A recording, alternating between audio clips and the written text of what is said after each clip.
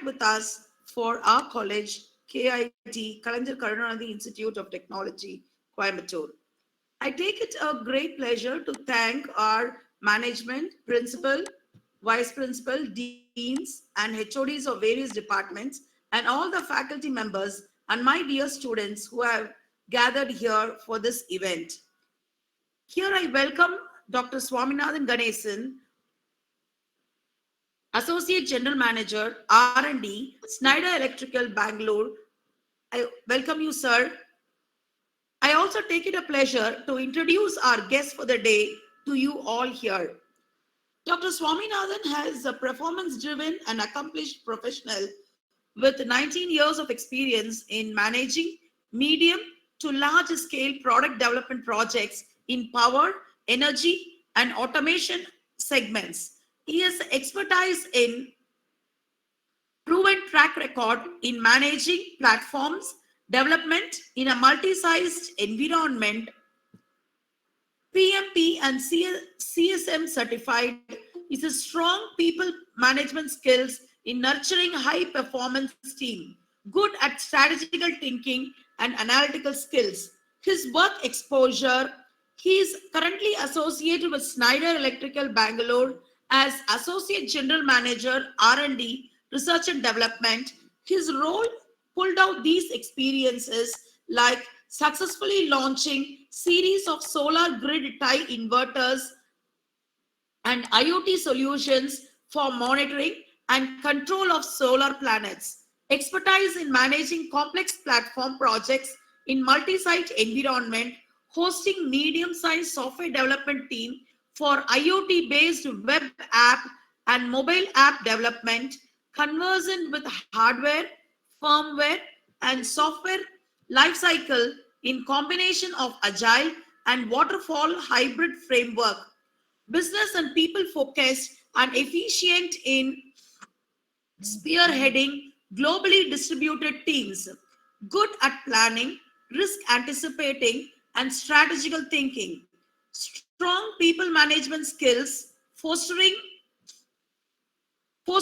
can-do attitude and building high-performance technical team, profound exposure and domain expertise in energy and automation, good in product cost control, value engineering, and budget programs, experience in IP concept, pattern search, and landscape.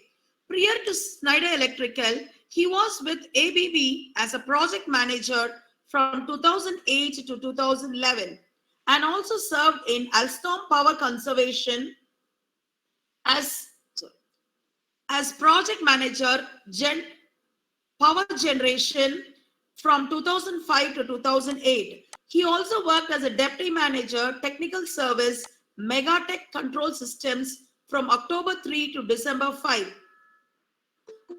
Also worked as a senior engineer, technical services, Megatech control system from 2003 to 2004. Commission engineer at Catholic Production Scientific Metal Engineers Limited. His education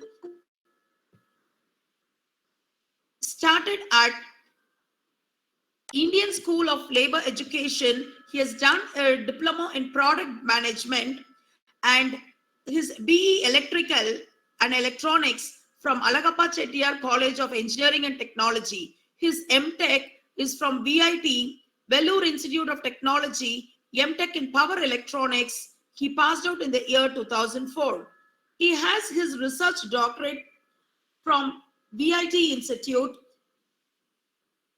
His area of research was energy management and performance improvement of microgrid, where he has developed a new control and energy management technique for improving stability and performance of microgrid, published 6 technical papers in reputed journals and authored a chapter in book titled Smart Grid System Modeling and Control, published by Apple Academic Press. I'm indeed very happy to have you amongst us, sir. Welcome, and over to you, sir. Thank you, ma'am. So thank you for this opportunity. Yes, sir. So let me share my screen. Yes, sir, please.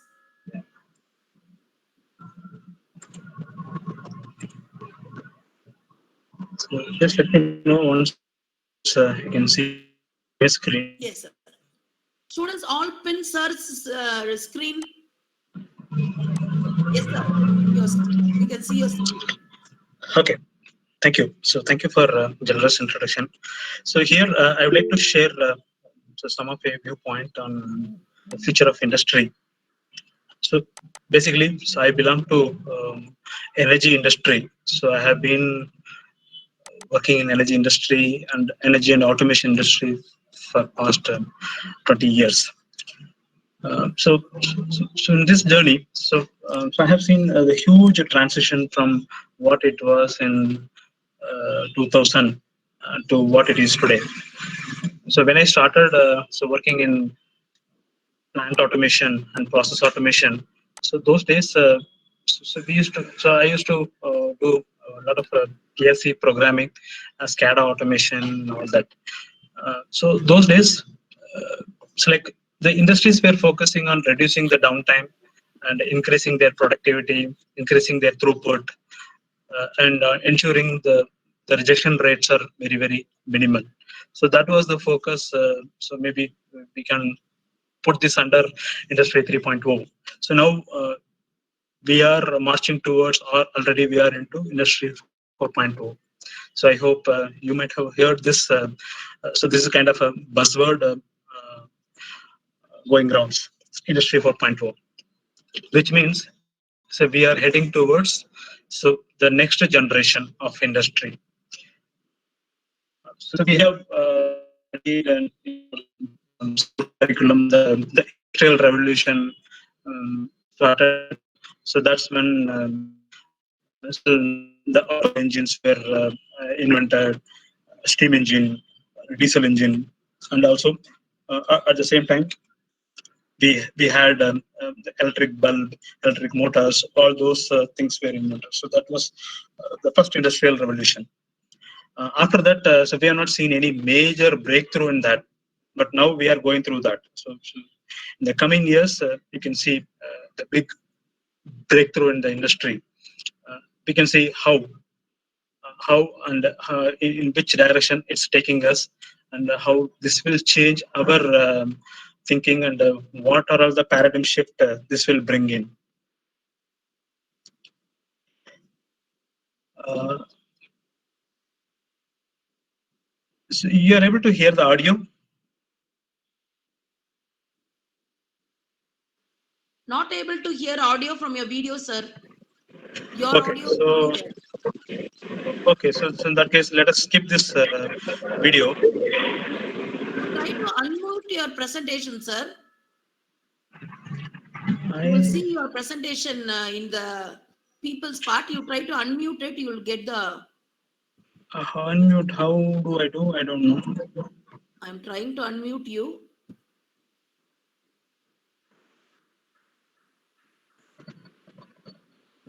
I don't know. I sites. Okay, sir.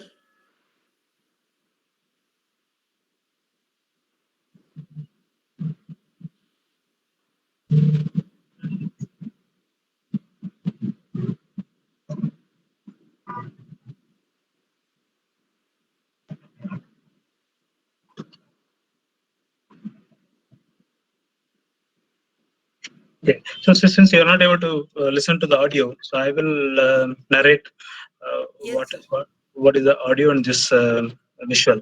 So basically, so all the while we have seen the energy industry is one way direction. So like for example, so we have a service provider in the sense it's like a utility. So utility like the electricity companies, so the Tamil Nadu Electricity Board, and so like in Bangalore, so we have Descom. So like every region has their own electricity company. So they are the service provider, and so primarily, so they are the only player here. So it's a kind of a monopoly, and they generate electricity, and they only do the transmission and distribution. And so when as a end user, when we get it, so we don't have any option of getting it from someone else. Like for example, so today if you take a mobile operators, if I don't like Airtel, I have an option to go with Geo, or I have an option to go with Idea whatsoever. But in case of electricity, we don't have that option. So everyone is compelled to take it only from TNEB. So that's the traditional system for system in energy industry. Even same is the case with the industry as well. So if you have an industry, small scale industry, you have to get it only from the electricity board. But so this is going to change. That's where the energy revolution is happening. So when you see revolution in the energy sector, so that will bring a revolution in all the energy sector, because so take any industry, cotton industry or steel industry, uh, even the chemical industry, cement industry. So every industry, so the heart is in the energy. So without energy, no industry can sustain or run. So if you see revolution in energy sector, so automatically that will create a impulsive or repulsive effect in all other industries. So that's precisely this video is talking about. Like so, we are so today what we are having is a consumer centric market. Like so, there is a service provider and there is a consumer. So the service provider will generate or produce electricity, and they do the transmission, and then so they generate in bulk, say in terms of megawatts, and that will be transmitted over a distance and then brought to the end user. That is the distribution. So as an end user, we consume, and whatever the consumption we have, accordingly we make the payment to the service provider. So that is the traditional system. This is going to change. Like so, this consumer-centric market is going to become prosumer market. Prosumer market is nothing but so I'm an end user. At the same time, I generate also. I generate and sell. So there'll be a like for example, so that electricity board, Tamil Nadu electricity board is the service provider, and I have my own generating plant. So I generate either through fuel cell or through wind or through solar or biomass. So whatsoever the mean can be anything. But I also generate electricity, and I am allowed to pump energy to the grid. So which means I sell energy to the grid or the service provider, and there will be a net meter. The net meter will tell whether my consumption is more or generation is more. If my generation is more, I will be paid by the service provider. If my consumption is more, I have to make payment to the service provider. So that is the prosumer market. So this revolution is going to take us to this next level, the prosumer market.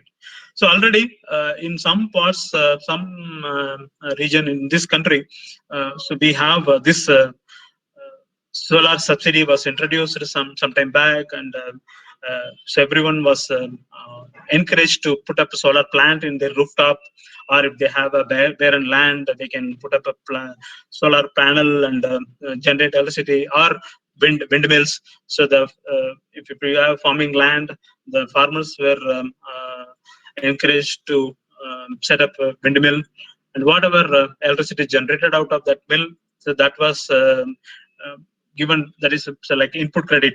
So if you have more generation, so that will be taken as an input credit, and if your consumption is less than your generation, then there will be a payment from the service provider. So that is the prosumer centric market. So that is a it's like a the in nutshell. So that's the view we have. Like so the market is moving towards that. But do you think this change can happen overnight? No. So this is a gradual change. So we started now. So this change started in the Western world sometime back, a few years before.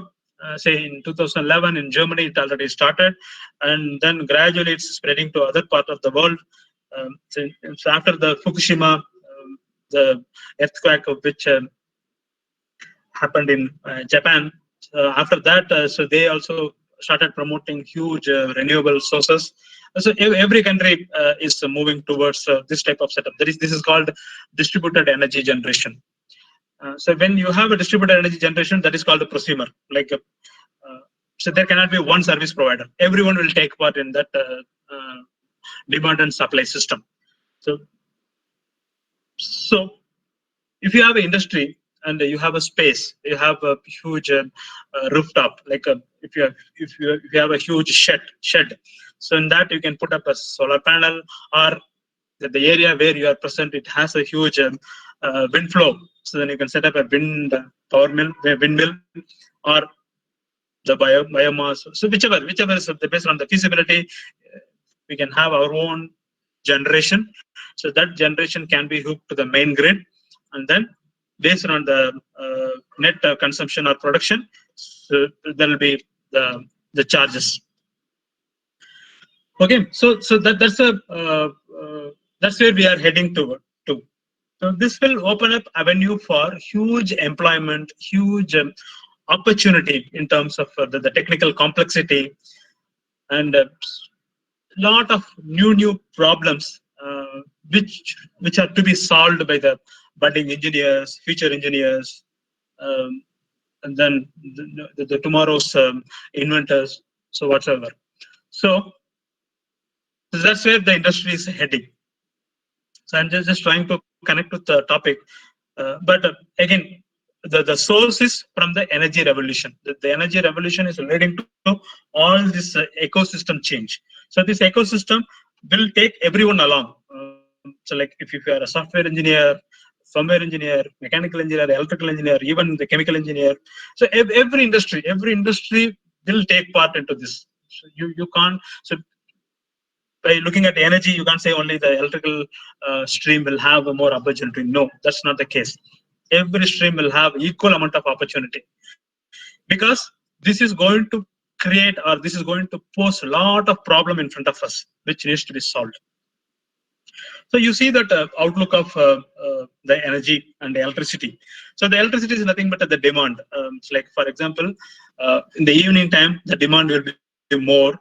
In the daytime, the demand will be less, because all the lighting loads will be on. So that's when the demand will increase. So that is the electricity consumption. Like for example, in my house, so I have if I operate so 2 tube lights and a few fans in the daytime. So nighttime I will turn on all my tube lights, whichever so all my living room, bedroom, dining room, everywhere. So the lighting loads will increase, which means like for example, I have a 5 tube light. If I operate the nighttime, the daytime it will be only 1 or 2. So then you can imagine like the 5 tube light to 20 watts. If I take 100 watts will be my evening consumption, 20 watts or 40 watts will be my day consumption, which means my electricity demand is increasing in a day. So similarly, over a period of time, if you see that presently, so like we have a comparison from 2016, 2040 by 2 agencies. So there are agencies who will do that forecasting. So they have a structured method of doing this forecasting. So in 2016, so the electricity consumption was around 20.200, that is terawatt of electricity. But this is going to become 15,000 by 2040. So this is again by IEA, the International Energy Agency, and by Shell, it is around 23,000. So it's almost what to say.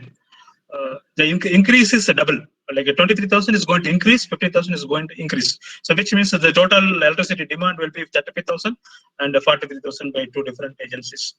You can see that the electricity demand is increasing, that is multiplying by 2 times. On the contrary, you see that energy consumption. So the electricity consumption is different, energy consumption is different, because so if you add a time factor to the power, so that will give you the energy. So again, this is terawatt hour. Again, in 2016, it's around 95,400 terawatt hour. So this is going to become 133,000 or 123,000. Again, it's almost 50% increase. So more than 50% increase in energy forecast. And also, so today there are different contributors for this generation. Like so if you are from coal, gas, oil, renewables. So renewable takes a very less share. But in future, renewable is going to take a major share. That's what we are going to see in the following slides. Okay, so what is the future of electricity? So we saw, so it's going to be prosumer-driven market rather than consumer-driven market, and in that the generation is going to be the more generation is going to come from the non-conventional energy sources, which is renewable energy sources. But in the past, so our majority of our energy was from coal or gas or oil. Even the mid 1990s or 2000, the nuclear also was taking the major share in the total energy generation. But in future, the nuclear is going to reduce gradually. Oil significantly is going to reduce. Gas will be there. Wind and solar will take a good amount of share in the future of electricity. The reason, so a few years back, there was a summit in France, like a COP21, where all the world leaders signed an agreement to reduce carbon footprint. Why we have to reduce carbon footprint? Because that was inviting another problem, like a global warming. Year on year, our summer temperature is increasing, winter temperature is reducing. So that slowly, if we don't act now, slowly the planet Earth will become unlivable. If you take 100 years or 200 years from now, if you extrapolate the current increase in temperature in summer or current decrease in temperature during winter, if we extrapolate it and over a period of time like 100 years or 200 years, this planet will become unlivable, and our future generation will see a lot of problem. So considering that, every country agreed to reduce their carbon footprint. How they can reduce carbon footprint? Only through reducing the electricity or energy generation from fossil fuel. The fossil fuels are like coal and oil. So these are all fossil fuel, and that will have a huge emission. The coal plant also will have a huge emission. Oil plant will also have huge emission. Not only the electricity generation, including the automobiles. So if you have a vehicle run by diesel or petrol, there will be emission. So that emission will create immediate impact on our environment. So that's the reason. So everyone agreed or committed to reduce the carbon footprint. How it is possible? Only by reducing the consumption of fossil fuel. Like so, we need to shut down all our coal plant. We need to convert all our automobile, that is the diesel and petrol driven vehicle, to electric vehicle, and we have to generate more energy out of renewable sources, which will not have any side effect. So the automobile, when you go electric, so then like if you have to stop using diesel or petrol, the next alternative option is you have to convert them to electric engine. Instead of diesel engine or petrol engine, it has to be electric engine. That is motor driven engine or motor driven mechanism. For that, again, you need generation. Basically the problem will end at the source of energy. So you have to go more wind and solar, and also the other non-conventional source of energy generation. Okay, so in that direction, so already in India is also part of that COP21, and so India also committed to have the government also defined so this much number of solar installation we will have. So in 2010 or 2012, so there was a agreement, and India set a target of some amount of solar installation, and we have overachieved that.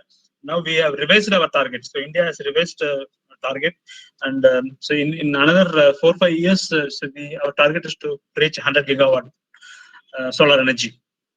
I think we are in the right direction. So same for wind also, we have some target, and wind is also making very good progress in that direction. And also as a part of this, India stopped new registration of diesel vehicle, because between diesel and petrol, diesel emission is more harmful than petrol emission. So that allowed, because those vehicles come only with the diesel. There is no petrol version for that. But the passenger car, so the government introduced the restriction or discontinuation of a diesel model. So there will not be any new diesel car registration going forward. So it's only petrol, and that also soon they will introduce some incentive scheme for electric vehicle. But in India, the electric vehicle is not common. It has not become popular. But whereas in the countries like USA, China, Europe, so already the electric vehicles have picked up a lot of attraction. You might have heard about a company called Tesla, Elon Musk. So they have launched the battery operated vehicle, Hi-Fi, that is the sophisticated car. So now, so they launched a lot of high-end model, but soon they have planned to launch a low-end model also. So when you release a model which will cater to the middle class and so below average income people, then only the volume will increase. So we are heading towards that, and in India also, like Mahindra is having a few electric model, but it's not popular to the level of the other petrol model or diesel model. But soon that will also change. Okay, so that is the future of electricity, and I think so we are staying on the context, and you guys are getting it. Any questions so far?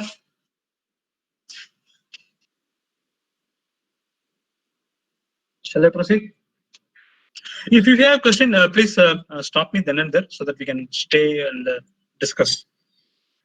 So I want to make it more interactive rather than so just running through the slides and finishing the session. Because Unmute and ask your questions, students, or at least put in the chat window. I will tell to sir. Okay, put your questions in the chat window. I will tell to sir. Yeah. Carry on, sir. Yeah. So the idea is to so add value to your thinking or thought process. That is important rather than we finishing all our slides. So if you are if you have any queries, please stop or you type it in your chat window. Okay. So the future is going to be decentralized. So all the way, even today, we are more on the centralized generation, distribution, transmission market. So this is going to become decentralized. So this will open up the employment opportunity, the problem solution, the finding a solution for all the existing problem. Because see, only one producer, like for example, take the electricity generation, there is only one producer and many customers. The one to many, that is the scheme today. You see how much problem we have. So our electricity is not reliable. We don't know when there will be a power cut. We don't know what will be the voltage. Some places the over voltage will take away all the appliances. Some places under voltage will not allow you to run your fridge or AC whatsoever. And then frequency. The frequency also not stable. Sometimes it will go to 51, sometimes it will go to 49. So the fluctuation in frequency will cause a lot of efficiency in your equipments. So only one producer, many customer, this much problem we have. So like highly unreliable electricity, I would say, in comparison to the other part of the world.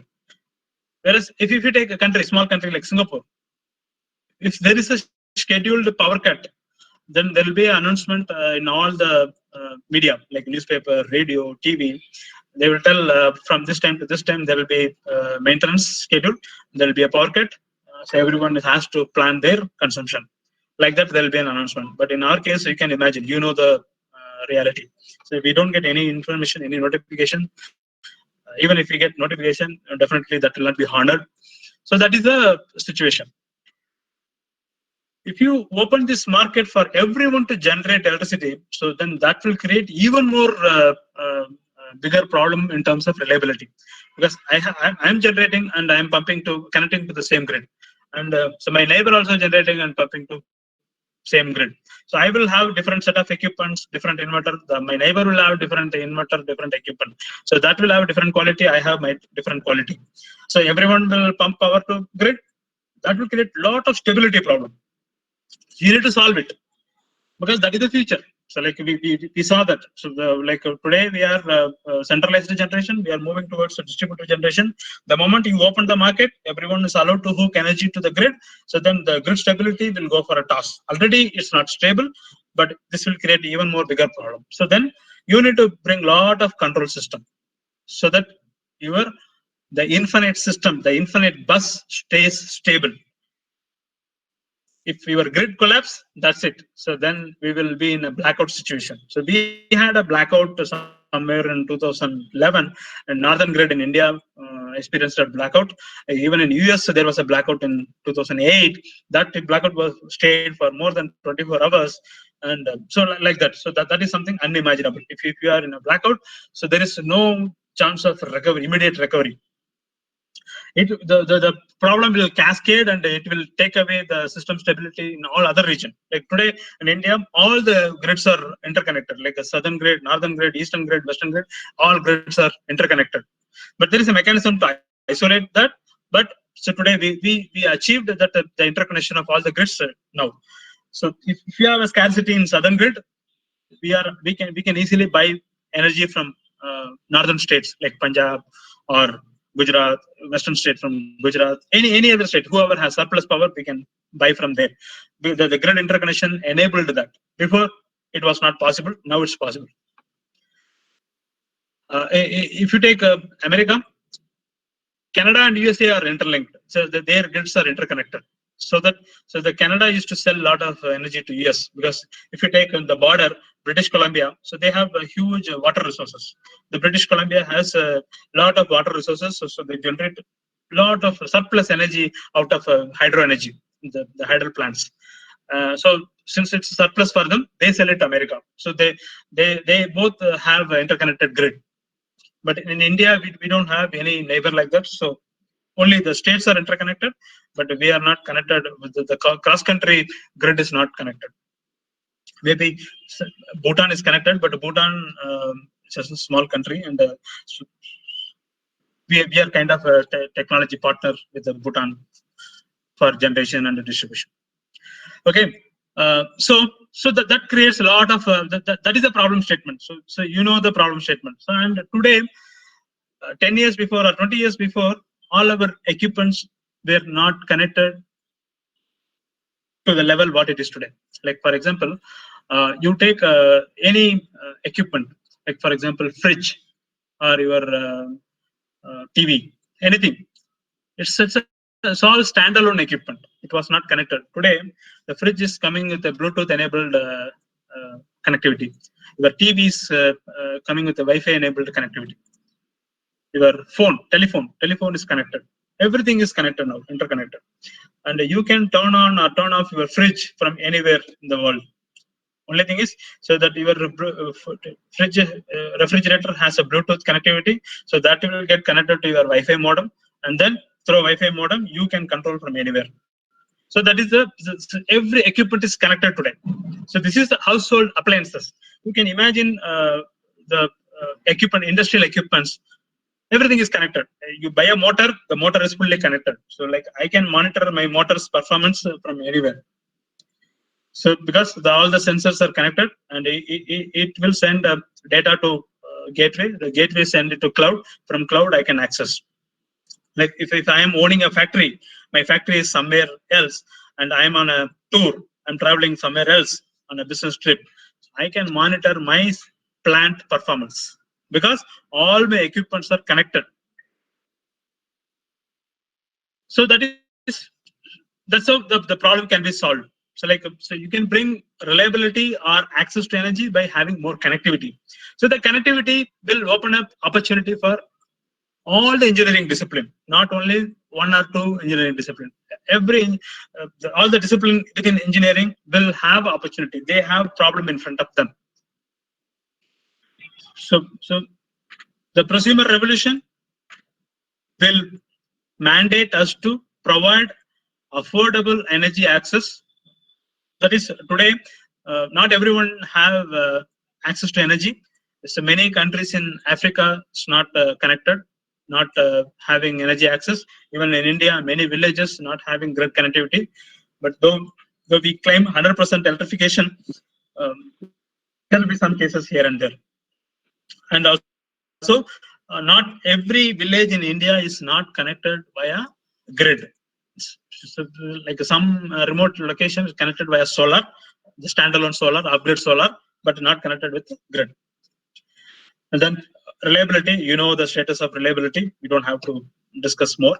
And then mix of energy. The mix of energy is nothing but so the combination. Like you have the centralized generation, you have a distributed generation. Everything is everyone will uh, congregate together in one place and then serve the common objective. So we discussed it. So this is going to create a lot of complexity because every household start to generate electricity. Then imagine the complexity, how much complex it is going to be. So already we have a lot of problem in terms of total harmonic distortion, voltage fluctuation, frequency fluctuation, many. Like if I have some short circuit in my house, so that will have impact on my neighbor or my system, the entire distribution system. So like that. So everything should be isolated properly, disconnected properly. So you should have a very hi-fi, fast, sophisticated control mechanism, control and protection both. So whatever the decision or the direction we decide to take today, so that is going to determine our future. So this is not only for energy, even for our life also. So today's decision, tomorrow's future. Okay. So how are we going to benefit out of this? So this is opening up huge opportunity for us. So like I told you before, like every house is having an energy meter. Okay. So there will be a service provider, the electricity company. The electricity company will bring their feeder, terminate into the energy meter, and then we take out output from the energy meter and connect to our appliances. So that's how today.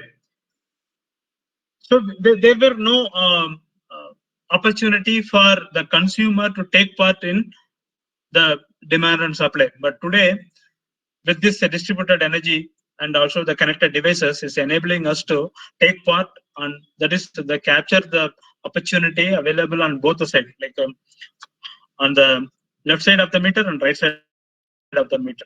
How on the left side of the meter? Left side of the meter, we have lot of opportunity for storing the energy, operating efficiently, ensuring that so always we operate our equipment when there is no peak demand. Also, if you have surplus generation, we can pump to grid. Like I'll give an example. For example, like in India, this is not present, but so the countries like Germany, they have already in place. Like so, like the tariff is a demand-based tariff. We get the standard tariff, like irrespective of the time of the day, morning to evening, whenever we consume like 1 unit of energy, we will be charged either 9 rupees, 8 rupees, 6 rupees based on the slab. But that is fixed. It's not going to vary. But in countries like Germany, so there is like a peak pricing is there. When the demand is more, that time the energy price will increase. When demand is less, generation is more, that time your energy price is less. So that's how it is. Because this is mainly to discourage users to turn on or consuming their electricity when there is a peak demand. Because this will disturb the equilibrium, system equilibrium. But if this is in place, like soon India also will have the situation. India also will have a tariff that is demand-based tariff. This will enable us to time our appliances. Like if I have a washing machine, once in 2 days I am going to operate my washing machine. I will program a washing machine in a way that it will operate only when there is low cost of energy. That is when there is no peak demand, the cost of energy is very, very less. That time only I will operate my washing machine because that is not my critical appliance. But refrigerator, it's a critical equipment. It has to be on always. And your lighting system or air conditioning, it's critical. But your washing machine, it's not a critical appliance. Like that, you can identify whichever is not critical, that can be programmed, and that can be utilized only when there is no peak demand or the cost of energy is very, very low. So that is the opportunity behind the meter. The other side of the meter, anyway, generation. If you are generating energy, you can pump. And also, many people have set up storage system in their house. It's like by having a storage system, when the cost of energy is less, that time I will charge my battery. When the cost of energy is very high, I will discharge my battery. I will not take energy from the grid. I will discharge my battery and consume. That is also another opportunity that is opening up business for the storage industry, the battery technology. The battery technology is nothing but like again, so to all these days we were using lead acid battery. So now we are moving towards lithium ion. Lithium ion is a new battery technology. So that has uh, longer life, like the charging discharging cycle is more. The life of a lithium ion battery is more. So that's why everyone is moving towards lithium ion. But there are some safety concerns that will be addressed soon.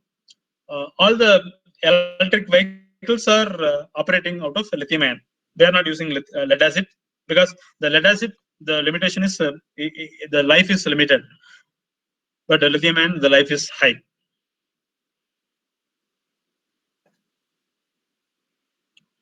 Okay. So I mentioned about the connected devices. So the devices, so 10 years before, we were not having connected devices. Our equipments, our appliances were not connected to the level what it is today. But today, everything is connected. Like if you take a industry, so all the plant is connected. So it's like the manufacturing execution system, MIS, all the informations are available over a mobile app to the top executives. So that much the plant is connected. If there is a downtime, the executive did not visit the plant and know the information. So on their fingertip, they will get the information over the mobile or email, whatever. And generation also, it's like today it's a digital. Everything is a digital energy. Like if you put up a solar plant, you can see visually what is my power today. So like if you see immediately cloud passes through your solar panel, you can see it in your monitoring system that because of the cloud, how much it's reducing. And also you can predict what is my forecast. That is tomorrow, what will be my generation. I have a 10 kilowatt solar panel and a 10 kilowatt inverter in my place. Say for example, in a daily 170 kilowatt hour, that is 170 unit of generation is average generation. So then tomorrow it will be more than average or less than average. All the prediction will come in your monitoring system because of digital energy. So it's connected with the satellite and it will forecast how much will be the irradiation, how much will be the generation, if it is windy or rainy, cloudy, whatever. Based on that, your forecast will come. If you know the forecast, how much is going to be the generation, I will plan how much I will store, how much I will consume, how much I will pump to grid. So that is the digital opportunity. So this will open up a lot of opportunity for software engineers.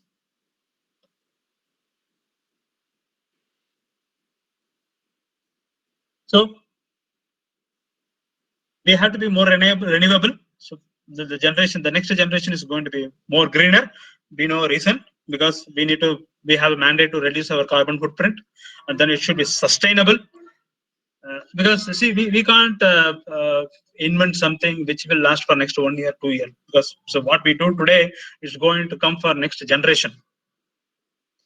And then higher efficiency, like all of I hope most of you would have seen a normal tube light with a heavy choke.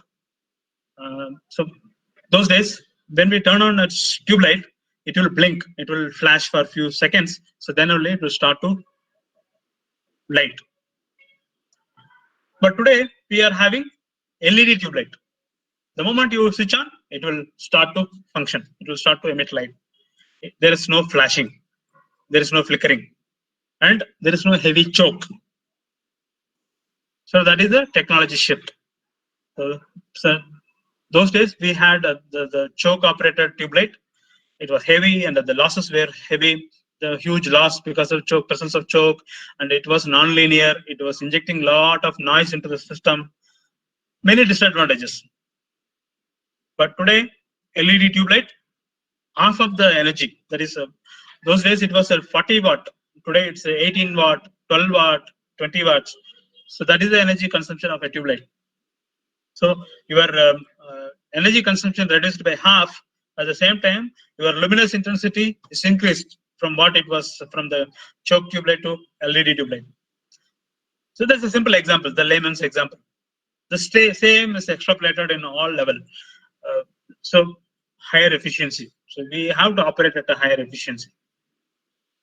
Today, if you buy an electric motor for your industry, so the motor manufacturer will tell what is the efficiency, average efficiency, peak efficiency, what is their inrush current, what is everything. So every parameter they will tell, and it will be available in the data sheet. Not only that, you can monitor all these parameters in your monitoring system. Those days, manufacturer will say, "This is my motor spec. You take it." We have to buy and we have to trust the manufacturer. Today, we don't have to trust. If you don't trust, we have a monitoring system. The system will tell what is the average efficiency, what is the peak efficiency, what is the harmonics, everything. Every data will be available in your monitoring system because the equipment is connected. We have a sensor embedded into that, and so based on the current signature, we can do a lot of analysis and pull out the data. And then we can go back. If they are not honoring their promise, so we can go back and claim warranty whatsoever. So that's the efficiency of a system. Means again, like if your motor is highly efficient, that efficiency cannot come only by the electrical technology. It has to come from the total entire ecosystem. We use copper for binding. So that will open up opportunity for the metallurgy. They have to come up with the right combination of alloy so that the I squared or losses will be minimal, so that my efficiency will increase. Again, then next is the cooling of the motor. So then this is again the mechanical topic. So the respective subject matter expert will have to work to bring the efficient cooling mechanism. So then only your equipment will operate at a better efficiency. So again, so everything is you have to see it from the ecosystem perspective, not from one particular major domain. So the access to energy is a human right, basic human right. Everyone should have access to the energy, and then same time it should be sustainable. So today what we get is not a sustainable way of generating energy. So we need to move towards sustainable source of energy. And so this is again it's a few years back data. 1.3 billion people are not having access to electricity in the world,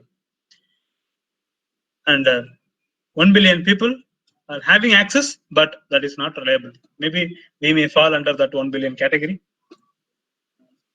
but the 1.3 billion are not having access to electricity. So they need access to electricity. So the world in future, there should be a day where everyone has that is the 100% of the world is having access to energy. So this itself is a huge potential for new opportunity. If someone comes up with a disruptive technology to produce electricity from a solar cell, so small handheld solar cell, if you can generate high power, that's it. So that's going to be a disruption. If somebody can come up with the LED bulb, which will take a 1.5 volt and produce the high luminous intensity, so that is going to be a new disruption in the technology. So if someone, so you can, there is no boundary for imagination. Like you can have a wild imagination, like how the future should be, like without any. I have a mobile phone, but I don't want to. I'm frustrated with the daily charging my mobile phone. I don't want to charge it daily basis.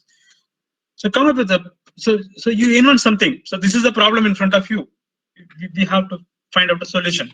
Like even today, mobile phones are there with the solar cells. So if you show it in sunlight, so it will charge and it will keep.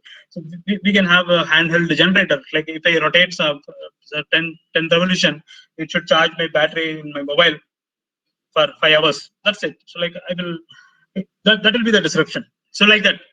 So you can have your own wild imagination and come up with a solution or work towards solving that problem. So in the next 40 years, so we are going to see 50% growth in the consumption. At the same time, we are or we have a mandate or we are forced or we are compelled to reduce the carbon footprint by half, that is 50%. At the same time, we have to operate at a maximum efficient zone. That's going to be three times more efficient. So one side our demand is increasing, the other side we have to go towards a sustainable solution. At the same time, what it is today, that is today I have a 20 watts tube light which is giving light for 100 square feet room, but that is not sufficient. That we can't stop there. So I need to come up with a technology or solution with the 10 watts energy. I should be able to light 100 square feet area. So that should be the future target. So that is my 3x target for to become more efficient. This is again, I'm giving only the simple example so that everyone can connect. But this will be applicable for at all level, including the industry, like any industry you take. Even you take the transport system. Today's transport system, we have the railways, which takes the mass transportation system, which is the mass transportation system we have. Even take airlines, everything will have to see 3x time efficiency because the airline costs are coming down, so they have to reduce their operating expenses. So the primary expense is fuel. Fuel is the primary expense. So the means the turbine consumes fuel. So the turbine consumption or turbine efficiency should be 3 times better than what it is today. Like that, every industry you take, it has to have 3 times better efficiency in next 40 years. So our world is going to be more electric and more connected, more distributed. That this point we saw that. So today what we have, that is a traditional generation, transmission, distribution mechanism, is not going to help us to meet our future. So that's why we are going to go more and more distributed. If more the distribution of generation, the more will be the complexity, and then we have to be more efficient. So like on the more connected topic, it's like 10 years before, nobody was having the connected equipment. So today, if you see, so I have 4 or 5 devices connected with me. My headphone is a Bluetooth connected. My watch is a smartwatch. It's connected with the internet, GPS. My mobile phone is connected with the internet. My laptop is connected with the internet. So if you take one person, I have 4 or 5 connected devices with me. So this will be the case in future. It is not going to come down. It's going to increase only. It will increase in multi-dimension. Like one is, I may have more connected devices. Already I have 5. I may have 10 connected devices or 15 connected devices. That is one aspect. And more people will start to use the connected devices. So today, the people below poverty line will not have luxury to have a mobile phone with the data, but the data cost is coming down day by day. So that will make everyone can afford to have a data. So even a street vendor will have a mobile with the Facebook and YouTube's live streaming. So like that also, in that dimension also, we'll have more number of connected devices.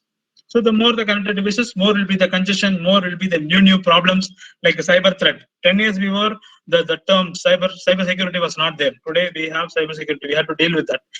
Phishing. Like if you get a mail, if you respond to that mail, if you share your bank credential, that's it. It will wipe out your bank balance. But 10 years before, we have to go to bank, we have to withdraw money, we have to deposit money. So today, so last 2-3 years, I have never visited bank. Everything I manage through online, Paytm, everything. So like we don't even the vegetable shop, we don't pay cash, we don't pay physical currency. We transfer through Paytm or Payza or whatever. So that's the transition. It's going to go to next level soon because it's not going to stop there. So now a few years before, like we need to give a credit card and they will swipe, we have to give PIN number, all that. So today, like contactless. So they will swipe, they will show our card and their machine. If it is less than 2000, automatically money will go. It will not ask for any authorization with the PIN number. So that is contactless money transfer. That is there. So tomorrow something else will come. So it will go on. Even the airport check-in is going to change. Like if by giving your thumb impression, you'll be allowed to check in. So they will not ask for your identity proof. Just they'll take your biometric, either fingerprint or eyeball, iris scan. With that, you'll be able to check in the airport. Because we have more and more connected devices, new technologies are emerging. So this will, one way is going to ease our life. On the other side, it's going to bring a lot of new problems to be solved. That's an opportunity. I think I would take a pause here. You have any questions so far? So I have a few more slides, but I don't want to run through that. Maybe we'll spend some 5 to 10 minutes for question and answer. So then with that, we can conclude.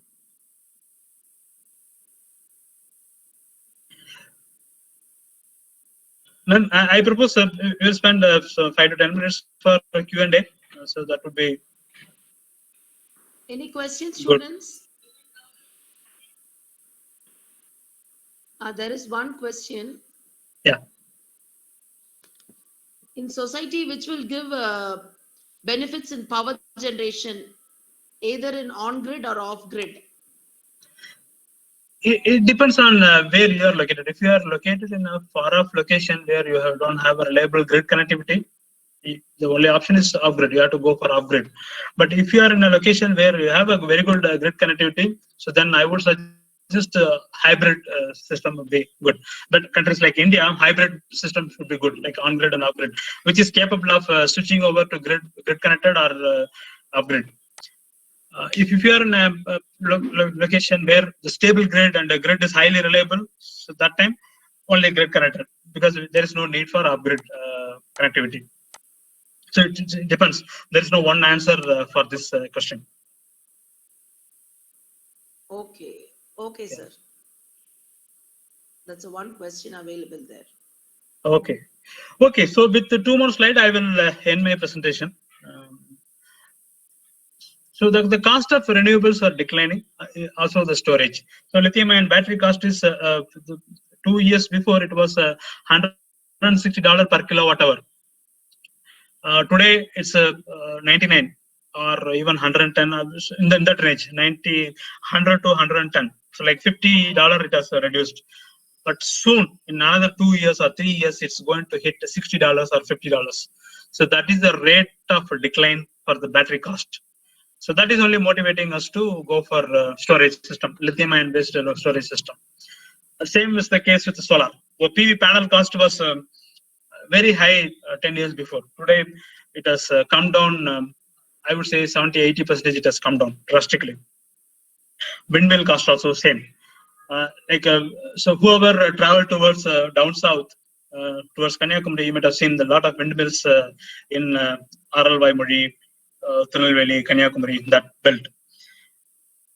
So that is the early stage, like 20 years before they started putting windmill in that region. So that's when before even solar, the wind started in India, in southern part of Tamil Nadu. You know, today the technology has evolved, the cost has declined. Those windmill, that is the 20 years before whatever we installed, those windmills are of the capacity 150 kilowatt, 250 kilowatt. That was the capacity. And today the companies are not able to maintain those windmills, like because windmills you have a mechanical rotation, so you need to have a periodic maintenance. So the companies are not able to maintain because it's obsolete. The technology has become obsolete. It's like one tower was giving 250 kilowatt. Today, the same tower comes with a 2 megawatt. So that is the technology advancement today. And with a little additional cost, you can have a 2 megawatt tower instead of maintaining your 200 kilowatt tower. So that is the rate of cost decline. Okay, so because the more the demand, supply has to be more. So the more the supply, the mass production will bring down the cost. So in another 20 years, the renewable will account for 70% of total generation. So today it's a fraction. It's not even 30% or 20%. It's less than that. But in 20 years, from now, it's going to take the major chunk. That is 70% will come from renewable source, non-conventional sources. So the declining cost of energy and also the cost of storage and increase the contribution from the non-conventional energy sources is going to open up opportunities in solar, energy storage, microgrid, and grid automation. So this we saw like a more electric, more digitized. So in summary, so our industries are going to take a paradigm shift. Our city, that is, so the smart city project is going on in India. So if whoever got a chance to visit Chennai, you might have seen that some Pandibazar area. So they have put up a lot of the parking area and all. They've done some changes towards the smart city move. And earlier we used to go to electricity office and make the payments. So today it's available over app. So mobile app, you can make the payment. You can see where the moment they come and take the reading, you will get a pop-up notification that this is your consumption, this is your tariff. You have to pay by this date. Even telephone bill, we pay make a payment through online. Soon this is going to change. Even railways, platform ticket, we don't have to buy platform ticket from the counter. If you have a mobile app, if you are within that vicinity, you can buy a platform ticket, which will be valid for 2 hours. Then you can enter the railway station. You don't have to stand in the queue. That's how the cities are getting transformed. Our life is also getting transformed in that way. Like our house is a fully connected house. You can operate all your equipments in its efficient mode through your smart home. Everything is connected. Like I can stream a video from my mobile. I can stream an audio from my mobile. I say like I can give a printout in my printer from my office if I want to give some printout. So like the HP Connect, the printer is connected to the cloud. I can if I give a command to print, so printout will come at my house. So like literally kind of a fax mechanism. So that's transforming. Even for example, so now due to the pandemic situation, everyone is running behind the oximeter to measure blood oxygen. So my smartwatch is having oximeter, so I can see my blood oxygen level. So that is we are having better lifestyle. Like my watch will tell me what is my pulse rate, what is my resting BPM, what is my blood oxygen level, everything. Even it will measure my muscle mass, fat mass. So that is enriching our life. So earlier we used to go to hospital to check BP, to check blood sugar. We don't have to go. We can check blood glucose level having that strip. So just take a punch, pinch with your needle, take a blood sample, put it. It will tell what is your blood glucose level. We don't have to go to hospital. Same BP. The BP machine is there at our disposal. We can check. So this is going to be the future. So like so all walks of life is going to change in the next 20 years, and everyone is going to get an opportunity to contribute for that, also consume on that. So it's like it's just open world. Any problem which is resonating with your thinking process, which is resonating with your passion, you can pick it up and work towards solving that problem. So that's all I have. So thank you very much for the opportunity. If you have any questions, I'm happy to discuss.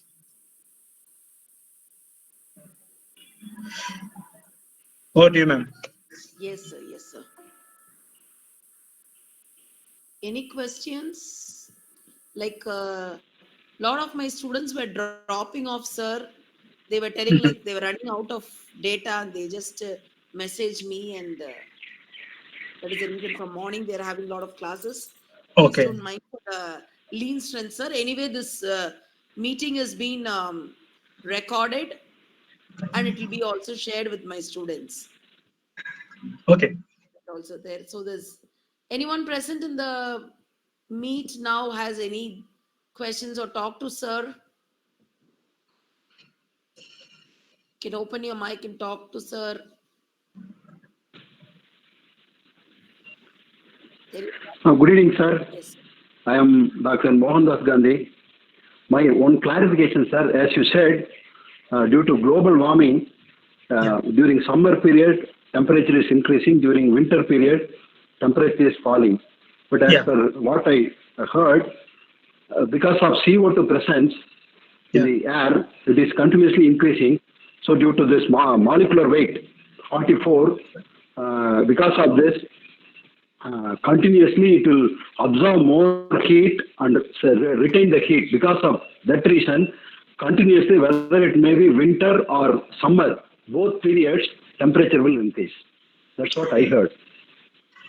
Okay. Let me clarify this point. It's like when I said the winter temperature decreasing, that is for the extreme weather condition. Like for example, the areas like Alaska, they see normally the winter temperature will be minus 10 degree, 15 degree. Due to this global warming, their winter is becoming more cooler. That is like minus 15 is a normal temperature. It's becoming minus 18, minus 20. In our case, we are in a tropical climate. So we see 40 degrees our summer peak. So now it has become 41, 42, like that. So the extreme summer and the extreme winter, this is mainly because of global warming.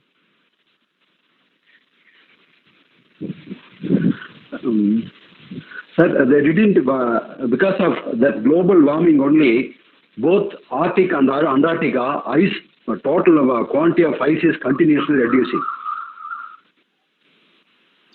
That is during summer. Both period temperature is increasing. That's why Arctic and Antarctic, winter as well as summer. That's why volume of ice cube in Arctic and Antarctic, both areas, it is decreasing. Mass of ice. Okay. So they didn't tell specific reason temperature fall or rise. That is global. Totally. This decade, this 2010 to 2020 is the warmest decade of entire human period. Yeah. They calculate average temperature. Based on that, they are telling global warming. Based on particular area, we cannot tell. Globally, totally, holistically, they are calculating.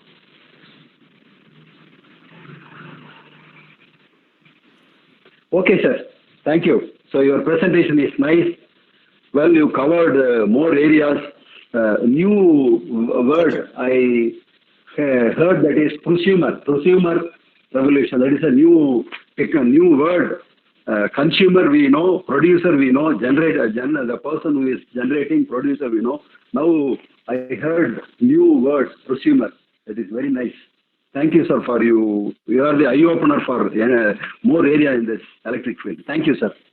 Thank you. Thank you, sir. And there's another feedback coming up in the chat saying it's a nice presentation from our mechanical department, sir. And that was the questions was from our principal. Thank you, sir. Thank you, Dr. Swaminathan, sir, for your time taken. Thank you very much for the time, sir. It is recorded. I will share the feedback, my students' feedback to you, sir. Yeah. Thank you. Thank you, one and all present here. Thank you, madam. You are arranged a very good webinar. Thank you, madam. Thank you, sir. Thank you, sir. Sir, myself, Raja Ahmad, I have a small question from my side. Yeah. Yes, Go sir. ahead. Please ask, sir. What's your opinion on using the fuel cells? I hear the word fuel cell. It will be lasting for years and years. How it would help our society in getting sustained power?